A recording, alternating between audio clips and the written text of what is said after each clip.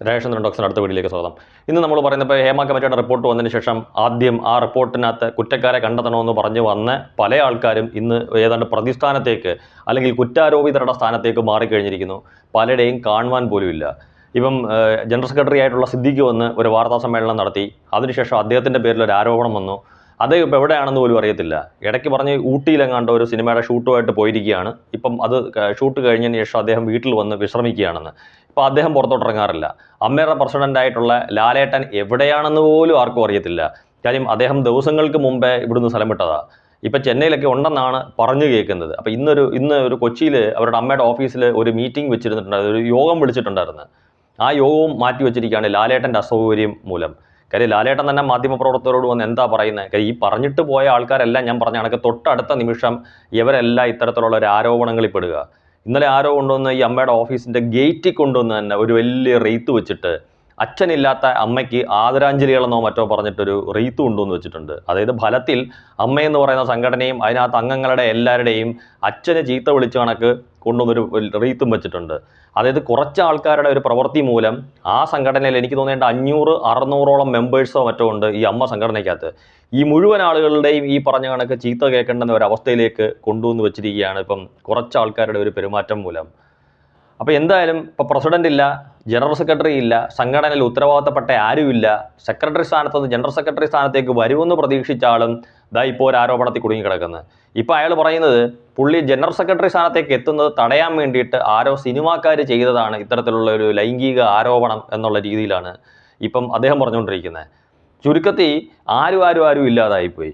ഒരു vice president Jagdish ഉണ്ട്, പുള്ളി അദ്ദേഹം ഇടയ്ക്ക് വന്ന് എന്തോ ഒന്ന് പറഞ്ഞിട്ട് പോയി. ട്രഷറർ ഉണ്ണി മോഹൻ്റെ പൊടി പോലും കാണാനില്ല. പിന്നെ എക്സിക്യൂട്ടീവ് കമ്മിറ്റിയിൽ നിന്ന് എനിക്ക് തോന്നുന്നു ആൻസുവെ പോലെ അല്ലെങ്കിൽ ടൊവിനോ തോമസിനെ പോലുള്ള വളരെ കുറച്ച് ആൾക്കാർ മാത്രമാണ് എന്തെങ്കിലും ഒരു പ്രതികരണം ഉണ്ടായത്. അതിനകത്ത് തന്നെ മറ്റ് ഒരുപാട് മെമ്പേഴ്സ് വേറെയുണ്ട്. ഇവരെ ആരെയും ഒന്ന് ന്യായീകരിക്കാനോ അല്ലെങ്കിൽ സംഘടനയുടെ ഒരു ഭാവി നടപടികൾ പറയാനോ പോലും ഇവരാരും തയ്യാറാവുന്നില്ല. കാര്യം ഇവരെ ആരെയും കുറ്റം പറഞ്ഞിട്ട് കാര്യമില്ല. കാര്യം തല ഇല്ലെങ്കിൽ പിന്നെ ഒന്നുമില്ലെന്ന് പറഞ്ഞ അവസ്ഥയായിപ്പോയി. കാര്യം തലയെന്ന് പറയുന്നത് പ്രസിഡന്റും ജനറൽ സെക്രട്ടറിയാണ്. ഒരു സംഘടനയുടെ, പ്രത്യേകിച്ച് അമ്മ സംഘടനയുടെ ഏറ്റവും തലപ്പത്തിരിക്കുന്ന രണ്ടാൾക്കാർ, അവർ രണ്ടുപേരും ഇല്ല. ഒരാളെ കുറ്റം പറഞ്ഞിട്ട് കാര്യമില്ല, ആരോപണങ്ങൾ കുടുങ്ങിക്കിടക്കുക. ഇനി പറഞ്ഞ കണക്ക് വാർത്താ മാധ്യമങ്ങളെ ഫേസ് ചെയ്ത് കഴിഞ്ഞാൽ ഇനി എന്തെല്ലാം ചോദ്യങ്ങൾക്ക് അവർ ഉത്തരം പറയേണ്ടി വരും. അപ്പോൾ അതിൽ പേടിച്ചായിരിക്കും അദ്ദേഹം മുന്നോട്ട് വരാതെ നിൽക്കുന്നത്. ഈ പ്രസിഡന്റ് എന്തിനാ ഇങ്ങനെ നടക്കുന്നതെന്ന് എനിക്ക് മനസ്സിലായില്ല. അദ്ദേഹം ഈ പറഞ്ഞ കണക്ക് റിപ്പോർട്ട് വരുന്നതിന് 2 ദിവസം മുമ്പ് ആശുപത്രിയിലായിരുന്നു, 1 ദിവസം മുമ്പ് ആശുപത്രിയിലായിരുന്നു. റിപ്പോർട്ട് വന്നതിന് ശേഷം അദ്ദേഹം സജീവമായിട്ട് ഇറങ്ങി എല്ലാവരുടെ വളരെ സ്നേഹമായിട്ട് പെരുമാറാൻ തുടങ്ങി. വീണ്ടും ഈ പറഞ്ഞ കണക്ക് റിപ്പോർട്ടിനകത്ത് കൂടുതൽ ആളുകൾക്ക് പുറത്ത് ആരോപണം വന്നതോടുകൂടി അദ്ദേഹത്തിനെ കാണുവാൻ പോലും ഇല്ല. അപ്പോൾ ഇത് ആരും ഇല്ലാത്തിട്ട് ഒന്നുകിൽ ഈ പറഞ്ഞ കണക്ക് പ്രസിഡന്റ് രാജിവെക്കണം. പ്രസിഡന്റും ജനറൽ സെക്രട്ടറി രാജിവെച്ചു, പ്രസിഡന്റ് രാജിവെക്കണം, ആരോപണം നേരിടുന്ന സെക്രട്ടറി രാജിവെക്കണം, ഇവരെല്ലാം വേണ്ടി വന്നാൽ രാജിവെക്കണം.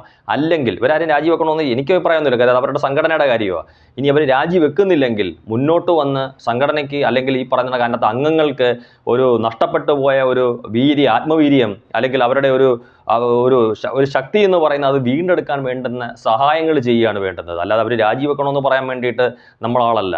കാര്യം അതൊക്കെ അവരുടെ സംഘടനാ കാര്യങ്ങളാണ്. അപ്പം അത്തരത്തിലുള്ളൊരു പ്രവൃത്തി ഉണ്ടാവണം. ഇല്ലെങ്കിൽ മുഴുവൻ സംഘടനയ്ക്കും മുഴുവൻ സിനിമാക്കാരും, അതായത് 4, 5 അല്ലെങ്കിൽ 10, 10-ൽ താഴെയുള്ള ആൾക്കാർ, ആരോപണങ്ങൾ നേരിടുന്ന ആൾക്കാർ മൂലം ഒരു സംഘടന മുഴുവൻ സംശയത്തിൻ്റെ നിഴലിൽ, അതായത് ഒരു സിനിമാ ലോകം മുഴുവൻ സംശയത്തിൻ്റെ നിഴലിൽ നിൽക്കുകയാണ്. അതായത് സിനിമാക്കാരോടെന്ന് പറഞ്ഞു കഴിഞ്ഞാൽ ആൾക്കാർ പുച്ഛവും വെറുപ്പുമായിട്ട് കാണുന്ന രീതിയിലേക്ക് കൊണ്ടെത്തിച്ചിരിക്കുക. അപ്പം മുന്നോട്ട് വന്ന് എന്തെങ്കിലുമൊക്കെ മാധ്യമങ്ങളെ കണ്ട് അവരുടെ ഇനിയുള്ള ഭാവി നടപടികൾ, കാര്യം എന്തിനേറെ പറയുന്നത്, അമ്മയുടെ ഓഫീസിൽ നിന്ന് വെച്ചിരിക്കുന്ന യോഗം പോലും നടത്താനുള്ള തൻ്റെ ഇടവില്ലാത്ത പ്രസിഡന്റും കൂട്ടരും അവർ, പിന്നെ ഇവർ എന്താണ് വന്ന് പറയേണ്ടതെന്ന്.